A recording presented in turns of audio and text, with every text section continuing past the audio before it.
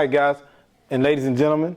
Now, in this section, I'm going to attempt to show you what the structure is of DNA and RNA. Okay, so here, we have the double-stranded helix. This is the DNA helix from a molecular, not molecular, but from just a 2D point of view. This is what you're probably used to. Now we're getting into what are these lines. Okay, what are they? These lines are called nucleotides. Okay, as we all know from the previous video, nucleotides consist of a phosphate, sugar, and a nitrogenous base. All right, so this is what's making these lines in the DNA molecule.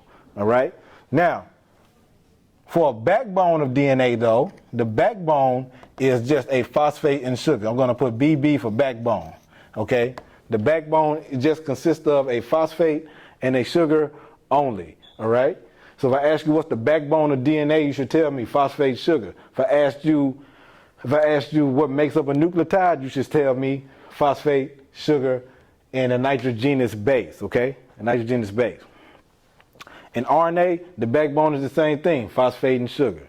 Now, what makes this helix structure, or makes it twist or whatever, it's called a hydrogen bond. Okay, it's called a hydrogen bond. Hydrogen bond. Two nucleotides bond together by hydrogen bond to make this helix structure. It makes it twist, so to speak. So between two nitrogenous nucleotides is a hydrogen bond. So on the back end, it will look like.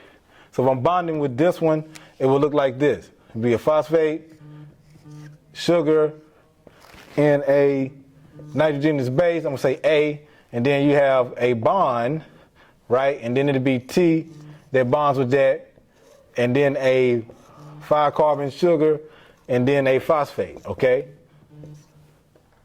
So right here is your hydrogen bond. That's what makes up the DNA double helix and also RNA.